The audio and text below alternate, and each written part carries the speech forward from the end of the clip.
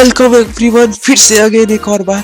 ठीक है, तो आज की जो सेशन होने वाली वो होने वाली है NCERT index question of force के। ठीक है, फोर्स का जो इंडेक्स क्वेश्चन है एनसीईआरटी का, उसका करने वाले हैं। लेकिन हम अगर तुम लोगों ने प्रीवियस वीडियो नहीं देखा है तो ये जो एनसीईआरटी का जो इंडेक्स क्वेश्चन है इसमें तुम लोग को थोड़ा सा डाउट हो सकता है।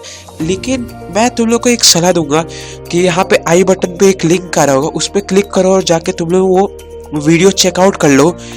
या तो डिस्क्रिप्शन में भी लिंक है, उसको भी चेकआउट कर ले, या तो साइड में प्लेलिस्ट का लिंक आ रहा होगा, उसमें भी जाके चेकआउट कर सकते हो। ठीक है, तो आज हम लोग करने वाले एनसीईआरटी के इंडेक्स क्वेश्चन ऑफ फोर्स के। तो मेरा नाम है प्रियांशुराज, तो चलिए शुरू करते हैं। तो पहला जो क्वेश्चन आता है हम लोग का वो होता है कि लेजर पेन सेट कर लेने दीजिए। ठीक है, तो लेजर पेन मैंने सेट कर लिया, तुम लोग भी रेडी हो जाओ, कुर्सी का पेटी मान लो। ठीक है, question 1, which of the force has more inertia. देखो तुम लोग अपना टेक्स्ट बुक खोल लो और यहाँ पे तुम लोग अपना आंसर चेक करते रहना। यहाँ पे पेज नंबर आ रहा है, क्वेश्चन चेक करते रहना और कोशिश करना कि तुम लोग अपना आंसर लिखो और कमेंट करते रहो। सॉरी, हम लोग लाइव क्लासेस नहीं कर रहे हैं, लेकिन तुम लोग कमेंट कर सकते हो सबका आंसर डाउन नीचे में कमेंट में। ठीक है, कमेंट बॉक्स में जल्दी से जल्दी करना। ठीक है, और मैं तुम लोग को एक रिकमेंड करूंगा कि जो मैं क्वेश्चन यहाँ पे आंसर बता रहा हूँ उसको तुम लोग सेम टू सेम कॉपी मत करना। तुम लोग कोशिश करना कि कॉन्सेप्ट तुम लोग को अगर एक बार समझ आ जाए तो तुम लोग अपने से करना है। ठीक है, तो क्वेश्चन 1 चलो शुरू करते हैं। क्वेश्चन 1 क्या होता है, which of the following has more inertia. इन तीनों में से किसके पास ज्यादा इनर्शिया है। ठीक है, इनर्शिया तुम लोग को पता होगा और टेंडेंसी, जिसके वजह से तुम लोग का जो ऑब्जेक्ट है वो मोशन में रहता है, कंटिन्यू मोशन में रहेगा। अगर कोई ऑब्जेक्ट रेस्ट में है तो वो कंटिन्यू रेस्ट में रहेगा, वो इनर्शिया की वजह से होता है। तो पहला, अ rubber ball and a stone और द सेम साइज। एक रबर बॉल है और एक स्टोन है जो सेम साइज का है। दूसरा, अ बाइसाइकिल एंड अ ट्रेन। एक बाइसाइकिल है और एक ट्रेन है। अ 5 रुपए कॉइन एंड अ 1 रुपए कॉइन। एक 5 रुपीज का कॉइन है और एक 1 रुपीज का कॉइन है। ठीक है, अब देखते हैं आंसर इसका। देखो, पहला ए का जो आंसर होगा, ए का आंसर होगा a stone of the same size. A stone of the same size. ठीक है, क्यों होगा, क्योंकि उसके पास ज्यादा मास है तो उसके पास ज्यादा इनर्शिया हुआ। अ ट्रेन, इसके पास भी, बी का जो आंसर है, इसके पास भी ज्यादा मास है तो इसके पास ज्यादा इनर्शिया होगा। जिसके पास ज्यादा मास होगा उसके पास ज्यादा इनर्शिया होगा, क्योंकि हम लोगों ने पढ़ा है प्रीवियस चैप्टर में। इसलिए मैं बोल रहा हूँ कि भाई प्रीवियस चैप्टर तुम लोग जाके पढ़ लो। ठीक है, और सी का जो आंसर होगा 5 रुपी कॉइन, क्योंकि इसके पास भी ज्यादा मास है तो इसके पास भी इनर्शिया होगा। यहाँ पे मैंने ये इंग्लिश में लिख दिया है कुछ, as the mass of an object is measured of its inertia, object with more mass have more inertia. ठीक है, सिंपल, जो ऑब्जेक्ट है उसके पास ज्यादा मास है तो उसके पास ज्यादा इनर्शिया हुआ। अब दूसरे क्वेश्चन पे आते हैं, क्वेश्चन नंबर 2 पे। In the following example try to identify the number of times the velocity of the ball changes. ठीक है, कितने बार यहाँ पे जो वेलोसिटी है वो चेंज होता है। यहाँ पे तुम लोग इस सेंटेंस को पढ़ना है। ठीक है, यहाँ पे पेज नंबर आ रहा होगा। पहले, a football player kick a football to another player of his team with kicks the football towards the goal. The goalkeeper of the opposite team collects the football and kicks it toward a player of his own team. Also identify the agent supplying the force in each case. देखो यहाँ पे कितना kick है, कितना kicks है, ये tongue twister जैसा बन गया। ठीक है, तो इसको हम लोग साइड रखते हैं, लेकिन आंसर देखते हैं। देखो सॉरी, देखो फर्स्ट प्लेयर जो एजेंट सप्लाई द फोर्स, और यहाँ पे change in velocity of ball है। ठीक है, यहाँ पे दोनों लिखे हैं मैंने। पहले, first player kick off football, velocity from 0 to u। ठीक है, पहले 0 था, उसके बाद पहले यहाँ पे देखो, मैं यहाँ पे पेन यूज कर लेता हूँ। पहले जो कलर चेंज हो जाए भाई। ठीक है, यहाँ पे जो फर्स्ट किक करा था फुटबॉल, वो था फुटबॉल टू अनदर। यहाँ पे इस प्लेयर ने पहले किक करा था। ठीक है, तो इसने क्या करा था, पहले 0 में, पहले जो बॉल था वो 0 में था। ठीक है, और इसको इसने यू में लेके आ गया। अब second player kicks the ball football towards the goalkeeper, goal. ठीक है, अब जो दूसरा प्लेयर था, इसने फुटबॉल को गोल की तरफ किक करा। जो अब जो इसका टीममेट था, इसने किक करा तो फुटबॉल गोल की तरफ, ठीक है। अब गोल के तरफ किक करा। अब यहाँ पे वेलोसिटी जो था वो चेंज हो गया फिर से। The goalkeeper collects the ball. जो गोलकीपर था, इसने ऑफ कोर्स वो रोकेगा बॉल को और वो कलेक्ट कर लेगा। उसने बॉल को कलेक्ट कर लिया, तो यहाँ पे जो वेलोसिटी होगा वो 0 हो जाएगा, क्योंकि वो जो ऑब्जेक्ट है, फुटबॉल है, उसको उसने रेस्ट में लेके आ गया। अब गोलकीपर किक्स इट। देखो जो गोलकीपर है ना, उसने फिर से किक करा अपने टीम के पास, तो उसने फिर से अपना जो फिर से उसने फुटबॉल का वेलोसिटी चेंज कर दिया। तो the velocity of football changes 4 times. 4 बार जो फुटबॉल है उसने अपना वेलोसिटी चेंज करा। तो इसका आंसर सही है। यहाँ पे मैं रेस कर दे रहा हूँ, इसका स्क्रीनशॉट ले लो तुम लोग, ठीक है। बहुत अच्छा आंसर लगा। अब आते हैं हम लोग third. Explain why some of the leaves may get detach from the tree. देखो जो लीव्स है वो कैसे डीअटैच हो जाता है लीव से, ट्री से, सॉरी। डीअटैच मतलब उससे गिर जाता है। पत्ती पतझड़ बोलते हैं हम लोग हिंदी में, ठीक है। पत्ती झड़ना बोलते हैं। तो वो कैसे हो जाता है? If we vigorously shakes it branch. अगर हम लोग रैंडमली अगर जाके हम लोग किसी पेड़ का स्टेम जो है, ब्रांच जो है, वो शेक कर देंगे तो सारे लीव्स जो होते हैं वो गिर जाते हैं। कैसे गिरते हैं? तो when the tree branch is shake vigorously the branch attain motion। देखो जो ब्रांच जो है वो मोशन में चल जाता है, लेकिन जो लीफ होता है वो रेस्ट में रहता है। और जब जो due to the inertia of rest the leaves tend to remain in position. देखो इसके वजह से जो लीव्स होता है वो इनर्शिया ऑफ रेस्ट की वजह से। तुम लोग को इनर्शिया का अगर नहीं समझ आ रहा है तो प्रीवियस वीडियो देख लेना, उसमें मैंने इनर्शिया के बारे में बताया है पूरा डिटेल में।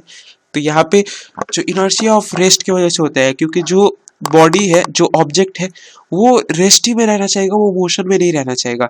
इस वजह से जो लीव्स होता है वो रेस्ट में रहता है, लेकिन जो ब्रांच होता है वो मोशन में रहता है।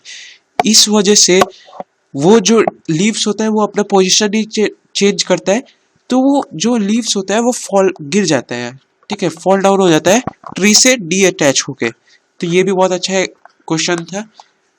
इसका एक और एग्जांपल ले सकते हैं हम लोग फ्रूट्स का। जैसे फ्रूट्स अगर ट्रीज में लगे हैं और उस ब्रांच को हम लोग शेक कर देते हैं, जो फ्रूट्स होता है वो रेस्ट में होता है, लेकिन जो ब्रांच होता है वो मोशन में होता है, क्योंकि हम लोग उसको शेक कर रहे हैं। अब क्वेश्चन नंबर 4 में आते हैं। Why do you fall in the forward direction. अगर तुम लोग गिरते हो तो फॉरवर्ड डायरेक्शन में गिरते हो, क्यों गिरते हो? When a moving bus brakes to stop the falling. देखो जो अगर तुम लोग बस में ट्रैवल करते हो ज़्यादा, या कार में भी ट्रैवल करते हो, तो अगर ब्रेक अप्लाई होता है तो तुम लोग फॉरवर्ड डायरेक्शन में फॉल करते हो, ठीक है। तो ये क्यों होता है? बैकवर्ड डायरेक्शन में क्यों नहीं फॉल कर सकते हम लोग? और जब एक्सीलरेट होता है, जब हम लोग एक्सीलरेशन देते हैं, स्पीड देते हैं अपने कार को या बस या किसी भी व्हीकल को, तो जो हम लोग होते हैं वो बैकवर्ड डायरेक्शन में क्यों आ जाते हैं? रेस्ट से। क्यों? तो इसका आंसर सिंपल है। When a moving bus brakes to a stop. देखो जब मूविंग बस होता है वो ब्रेक अप्लाई करता है स्टॉप होने के लिए। When the bus is moving, जब बस मूव करता है, our body is also in motion, क्योंकि हम लोग का बॉडी है वो भी मोशन में है, क्योंकि हम लोग उसके साथ उसी के सरफेस पे खड़े हैं। जो बस का सरफेस है उसी पे खड़े हैं। इस वजह से जो हम लोग का बॉडी होता है, हम लोग का जो मॉलिक्यूल्स या एटम्स बोलो वो भी मोशन में आ जाता है। But due to sudden brakes, लेकिन कभी कभार अगर गलती से ब्रेक लग जाता है तो the lower part of our body moves to rest. देखो जो नीचे जो हम लोग का जो लेग्स होता है वो हम लोग का रेस्ट में आ जाता है, लेकिन जो अपर पार्ट होता है वो मोशन में रहता है। इस वजह से हम लोग फॉरवर्ड डायरेक्शन में मूव करते हैं। अब बैकवर्ड डायरेक्शन में क्यों मूव करते हैं? When the bus accelerate from rest we fall backward. हम लोग जब एक्सीलरेट होता है बस, तो हम लोग बैकवर्ड डायरेक्शन में क्यों चल जाते हैं? When the bus is stationary, जब बस स्टेशनरी है तो हम लोग का जो बॉडी है वो भी रेस्ट में है, ऑफ कोर्स रेस्ट में है। But when the bus accelerate, जब बस एक्सीलरेट करती है, the lower part of our body being in contact with the floor of the bus comes in motion. जो हम लोग का बॉडी है, लोअर बॉडी है, जैसे लेग्स हो गया, फुट हो गया, तो ये हम लोग का कॉन्टैक्ट में रहता है, बस के सरफेस के कॉन्टैक्ट में रहता है, इसलिए जो lower part of a body होता है वो मोशन में आ जाते हैं, और जो upper part of a body होता है वो रेस्ट में रहता है। इस वजह से हम लोग का जो लोअर पार्ट होता है वो फॉरवर्ड डायरेक्शन में चल जाता है, और जो अपर पार्ट होता है वो बैकवर्ड डायरेक्शन में आ जाता है। तो इस एग्जाम्पल को जाके ट्राई करना अपने बस में जाके, स्कूल बस में या कोई सी भी बस में, ठीक है। अब आते हैं हम लोग क्वेश्चन नंबर 1 में, पेज नंबर 126 to 127 में।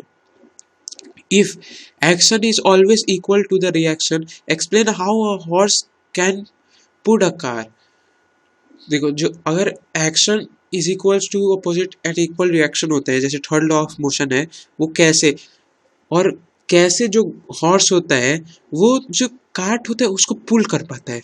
तो यहाँ पे आंसर लेते हैं हम लोग थर्ड लॉ के हिसाब से कि action is always equals to the reaction, ठीक है, but they act on two different body. लेकिन ये जो थर्ड लॉ होता है ये दो डिफरेंट बॉडी पे एक्ट करते हैं। तो क्या क्या होता है in this case, the horse exert a force on the ground. जो हॉर्स होता है ये ग्राउंड पे एक्सर्ट करता है फोर्स पे, the ground with it foots while the walking.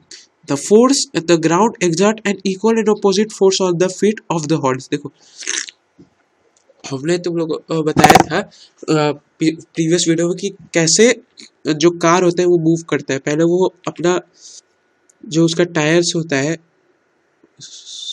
देखो आई एम बैक, ठीक है। तो हम लोगों ने प्रीवियस वीडियो में पढ़ा था कि जो टायर्स ऑफ अ कार होता है वो जब मूव करता है तो जो ग्राउंड होता है उसको बैकवर्ड डायरेक्शन में अपने बैकवर्ड डायरेक्शन अपोजिट डायरेक्शन में पुश करते हैं, ठीक है, अपने अपने आप को पुश करते हैं। तो वही सेम होगा यहाँ पे कि जो हॉर्स होता है वो अपने फीट से जो ग्राउंड है उस पर एक्सर्ट करता है फोर्स अब फॉरवर्ड डायरेक्शन में। लेकिन जो लेकिन जो ग्राउंड होता है वो बैकवर्ड डायरेक्शन में फोर्स पुश करता है। इस वजह से जो हॉर्स होता है वो फॉरवर्ड डायरेक्शन में मूव करता है and cart pulls the horse, ठीक है, सिंपल। तो इसका स्क्रीनशॉट ले लो, अगर नहीं समझ आया तो फिर से बता सकते हैं, कमेंट बॉक्स में डाल देना बस। अब आते हैं हम लोग इसी का दूसरा क्वेश्चन पे। Explain why is it difficult for a fireman to hold a hose. किसी फायरमैन को होल्ड करने में होस को क्यों दिक्कत होता है। कोई फायरमैन होता है उसको होस पकड़ने में क्यों दिक्कत होता है। होस मतलब अगर तुम लोग समझोगे जिसमें से पानी आता है, जो फायर विकेट का जो टैंक होता है वहां से जो पानी आता है, जो पाइप होता है उसको कहा जाता है होस, ठीक है, सिंपल है। Which injects a large amount of water at a high velocity. उन लोग को डिफिकल्ट क्यों होता है होल्ड करने में, तो ये भी हम लोग का थर्ड लॉ ऑफ मोशन की वजह से ही होता है, ठीक है। आंसर इसका देखते हैं। The water that is injected out from the hose in the forward direction comes out with a large momentum, and equal amount of momentum is dependent on the horse in the opposite direction। देखो momentum के बारे में हम लोग पढ़ा था, यहाँ पे हम लोग क्या देखा कि जो फॉरवर्ड डायरेक्शन में जो वाटर आ रहा है वो लार्जर मोमेंटम के साथ आ रहा है, और जो इक्वल अमाउंट ऑफ मोमेंटम है वो अपोजिट डायरेक्शन में आ रहा है। In the development in the horse in the opposite direction, ठीक है, and hence the horse is pushed backward. जो हॉर्स होता है वो बैकवर्ड डायरेक्शन में पुश होता है, ठीक है। It becomes difficult for a fireman to hold a horse which experience has this large momentum. इस वजह से इन लोग को दिक्कत होता है जो फायरमैन होते हैं होस पकड़ने में, क्योंकि इतना ज़्यादा मोमेंटम होता है कि जो होस होता है वो मीन्स बैकवर्ड डायरेक्शन में बहुत ज़्यादा मोमेंटम के साथ आता है। तो अगर वो लोग अगर वो लोग हल्का सा छोड़ देंगे तो जो होस है वो फ्लाई कर जाएगा, ये बहुत दूर चल जाएगा, ठीक है। तो अब क्या, अब इसका जो थर्ड है वो समझते हैं, ये न्यूमेरिकल है, ठीक है।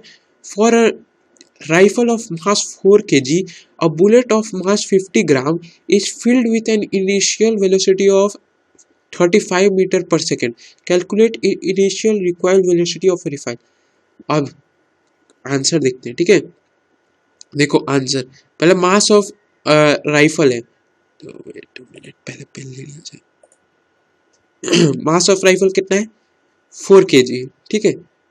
अब मास ऑफ बुलेट कितना है 5 ग्राम, तो इसको केजी में हम लोग कन्वर्ट करेंगे तो 0.05 ग्राम है, इसको हमने केजी में कन्वर्ट कर लिया। वेलोसिटी ऑफ बुलेट कितना है, वेलोसिटी ऑफ बुलेट हम लोग के पास है 35 मीटर पर सेकेंड। रिकॉइल ऑफ राइफल हम लोग के फाइंड करना है कितना है, according to law of conservation of momentum, ठीक है। Momentum of rifle is equal to momentum of bullet, momentum of rifle is equal to momentum of bullet.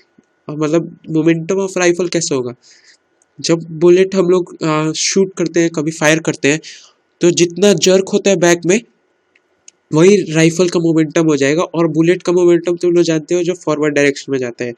तो इसका क्या होगा m1 into v1 is equal to m2 into v2। तो जो m1 हम लोग के पास है वो है मास 1, ठीक है, और v1 है वो हम लोग के पास यहाँ पे v1 नहीं है, ठीक है।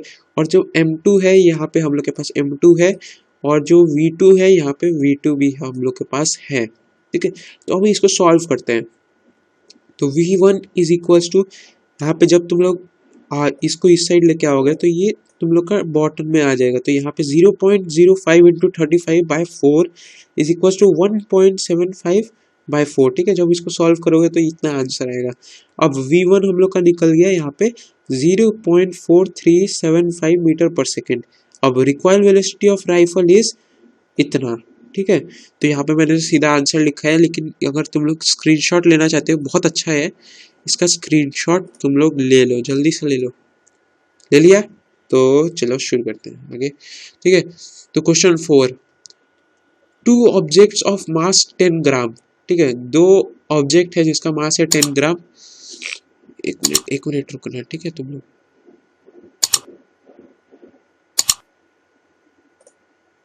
ठीक है, एक ऑब्जेक्ट है जिसका मास है 10 ग्राम और 100 ग्राम, और दूसरा जो ऑब्जेक्ट है उसका मास है 200 gram, are moving along the same line. दोनों बॉडी जो है, दोनों ऑब्जेक्ट है वो सेम लाइन में मूव कर रहे हैं, and direction with velocity of, same line और डायरेक्शन में मूव कर रहे हैं, लेकिन वेलोसिटी डिफरेंस है। पहले का वेलोसिटी है 2 मीटर पर सेकेंड और दूसरे का जो वेलोसिटी है वो है 1 मीटर पर सेकेंड रिस्पेक्टिवली।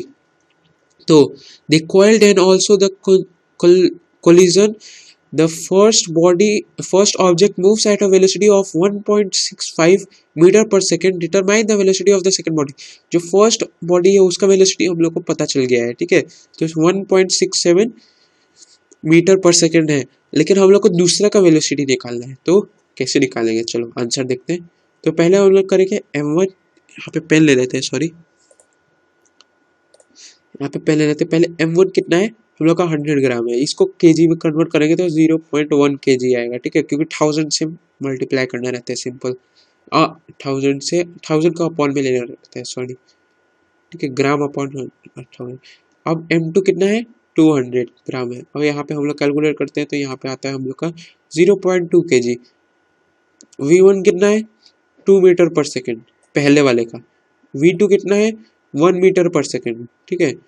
आफ्टर कोलिजन के बाद क्या होता है, v1 का जो मास है हम लोग को पता है 1.67 मीटर पर सेकेंड है, लेकिन v2 का हम लोग को निकालना है, ठीक है, v2 का हम लोग को निकालना है। तो फिर से वही फॉर्मूला लगाएंगे जो हम लोग एक गन का रिकॉइल निकालने में लगाया था। तो पहले m1 v1 plus m2 u2, ठीक है, is equals to m1 v1 plus m2 v2। तो यहाँ पे हम लोग निकालते हैं, पहले m1 पता है और v2 u1 पता है, ठीक है, v1 पता है, m2 पता है, u2 पता है। तो यहाँ पे हम लोग वैल्यू पुट करते गए, यहाँ पे ये पता है हम लोग का, ये पता है, ये पता है, ये लेकिन नहीं पता है, तो v2 यहाँ पे पुट कर देंगे। तो यहाँ पे जब सॉल्व करेंगे तो इतना आंसर आएगा, ठीक है। तो यहाँ पे 0.2 प्लस 0.2 आएगा, और यहाँ पे जब तुम लोग सॉल्व करोगे तो 0.167 आएगा, और यहाँ पे तो ऑफ कोर्स यही आ जाएगा। ठीक है, अब जब तुम लोग इसको प्लस करोगे इन दोनों को तो तुम लोग का आंसर आ गया 0.4 माइन। अब यहाँ पे तुम लोग का एक है, लेकिन इसका वैल्यू निकालना है हमको, इसका वैल्यू, तो इसको हम लोग क्या करेंगे, इस तरफ लेके आ जाएंगे। ठीक है, तो ये इस तरफ आएगा, तो पहले प्लस में था, और ऑफ कोर्स तुम लोग को पता होगा ये माइनस में हो गया, तो माइनस में आया, तो यहाँ पे ये माइनस में आ गया। अब क्या हम लोग को इसका निकालना है वैल्यू, ऑफ कोर्स V2 का, तो यहाँ पे हम लोग V2 करेंगे, लेकिन ये जो है ना ये वाला यहाँ पे आ जाएगा 0.2 अपॉन में आ जाएगा। जब इसको कैलकुलेट करोगे तो तुम लोग का अपर वैल्यू जब कैलकुलेट करोगे तो 0.233 अपॉन 0.2 आ जाएगा। जब इसको तुम लोग सॉल्व करोगे पूरा कंप्लीटली तो तुम लोग का जो V2 निकलेगा ना वो आएगा 1.165 मीटर पर सेकेंड। तो यहाँ पे जो velocity of the second object is 1.165 metre पर सेकेंड। बहुत ईजी है, बहुत ईजी है। ठीक है, तो समझ आ गया तुम लोग को? तो इसका स्क्रीनशॉट ले लो, सब इरेज कर देते हैं। तो स्क्रीनशॉट ले लो, 1 2 3। लग रहा है स्क्रीनशॉट तो मैंने ले लिया। तो चलो आगे का देखते हैं। ठीक है, अगर वीडियो पसंद आ रही होगी, वीडियो में मज़ा आ रहा होगा तो जल्दी से जल्दी सब्सक्राइब कर देना और इस वीडियो को एक लाइक भी कर देना। ठीक है, अब हम लोग एंड ऑफ द चैप्टर आ गए हैं। ये इतना ही था, ये पूरा वीडियो इतना ही था। ठीक है, क्योंकि बहुत छोटा है, क्योंकि तुम लोग अगर चेक करोगे तो बहुत कम इसमें तुम लोग का मोशन के कंपैरिजन में बहुत कम इसमें तुम लोग को वो दिया है, क्या बोलते हैं, इंडेक्स क्वेश्चन दिया है एनसीईआरटी में। ठीक है, अब हम लोग आते हैं कि मोटिवेशनल स्पीच पे। ऑफ कोर्स हम लोग सारे लास्ट वीडियो में मोटिवेशनल स्पीच होती है। तो if you can dream it you can do it. अगर तुम लोग किसी चीज़ को ड्रीम कर सकते हो, सपोज अगर तुम लोग ड्रीम करते हो कि मुझे डॉक्टर बनना है, आईएएस बनना है, इंजीनियर बनना है, तो तुम लोग उसको पूरा कर भी सकते हो। बस मेहनत करते रहो और लगन से करो। ठीक है, तो कोई तुम लोग को रोक नहीं पाएगा। तो इसी के साथ आज की वीडियो बस इतनी ही थी, आज का सेशन इतना ही था। तो अगर कोई भी क्वेरी होगी तो तुम लोग नीचे कमेंट बॉक्स में लिख देना, और इन सब का जो ना फोर्स मोशन सबका नोट्स मैं एक टेलीग्राम ग्रुप पे दूंगा, जो जिसका लिंक मैं डिस्क्रिप्शन में पिन कर दूंगा, जाके उसमें चेक कर लेना या कमेंट बॉक्स में पिन कर दूंगा। ठीक है, और अगर कोई भी क्वेरी होगी ऑफ कोर्स तुम लोग को जल्दी से जल्दी कमेंट बॉक्स में डालना है, और मैं जल्दी से जल्दी कोशिश करूंगा कि उसका आंसर दे दूं। ठीक है, तो अगर वीडियो अच्छी लगी तो वीडियो को एक लाइक कर देना और चैनल को सब्सक्राइब कर देना। तो इसी के साथ stay safe, stay healthy and thanks for watching.